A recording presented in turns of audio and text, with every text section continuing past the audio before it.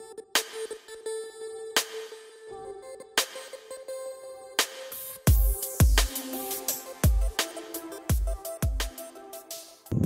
kesempatan kali ini kami mencoba untuk berbagi tentang bagaimana cara-cara penggunaan alat yang biasa digunakan dalam ilmu geografi.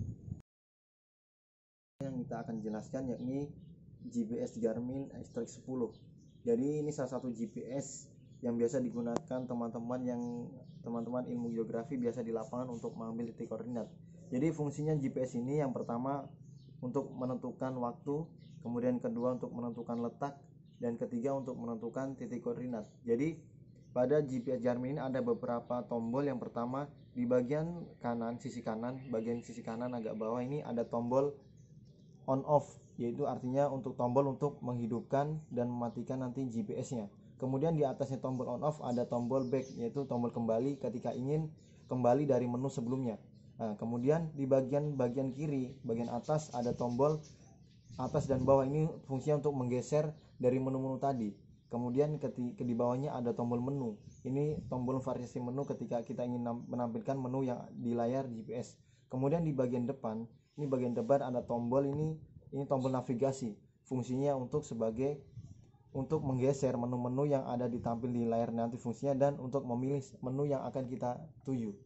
Nah, kemudian cara penggunaannya ini pertama kita hidupkan dulu pertama, yakni tombol di on off nya bagian kiri atas kita tindis, nah sehingga sampai muncul tulisan Garmin. Ini artinya GPS proses penghidupan. Kemudian nah, di layar GPS sudah terdapat beberapa menu. Ini sudah terproses dalam bahasa Indonesia. Jadi ada beberapa menu yang ditampilkan di sini. Jadi kita lihat ke bawah.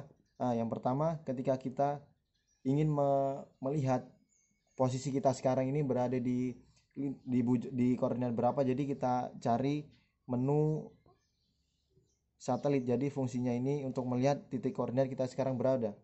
Jadi kita tindis menu satelit. Nah, maka akan muncul seperti ini. Ini artinya posisi kita sekarang ini berada di S00 derajat 54 menit 42,12 detik.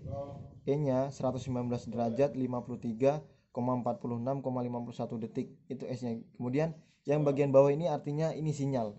Jadi GPS ini ketika dia terkena sinar matahari maka sinyalnya akan semakin bagus. Tetapi ketika posisi mendung seperti ini maka dia akan kecil sekali sinyalnya. Maka akan mengganggu keakuratan dari titik koordinat yang kita ada sekarang. Jadi ini menentukan sekali. Jadi ini evolusi. Jadi ini menentukan titik keakuratan dari GPS tersebut. Nah, kemudian ketika kita ingin kembali ke menu lain, kita tindis back, artinya kita kembali. Nah, kemudian ketika kita ingin membuat titik, maka kita pilih menu buat titik. Nah, ini jadi pada menu buat titik ini kita akan membuat titik. Jadi kita pencet tombol navigasi yang bagian depan ini. Nah, jadi ini sudah kelihatan ini titik yang ada kita sekarang. Jadi bagian atas ini ada bagian atas. Nah, ini ada bendera. Jadi ini simbol yang bisa digunakan di lapangan. Jadi kita pencet. Nah, jadi di bagian itu ada beberapa variasi simbol yang bisa digunakan di lapangan. Cuman kebanyakan itu yang digunakan menu bendera, simbol bendera.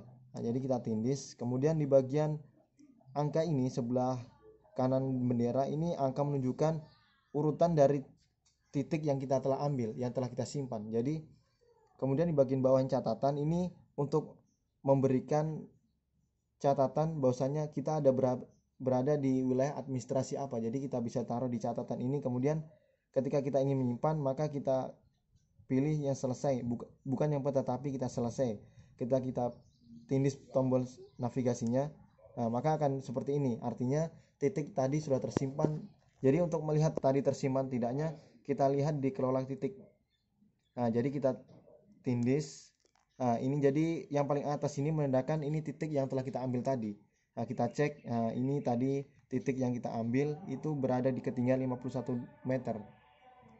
Dan ketika kita ingin membuat rekam jejak, artinya rekam jejak ini bisa digunakan juga untuk mengukur luas lahan. Jadi kita bisa melihat sejauh mana kita telah berjalan atau jauh mana kita telah melakukan perjalanan. Jadi kita bisa lihat, kita pilih menu setup. Setup ini kita tindis. Di sini lihat ada beberapa menu. Yang ini kita pilih yang jejak.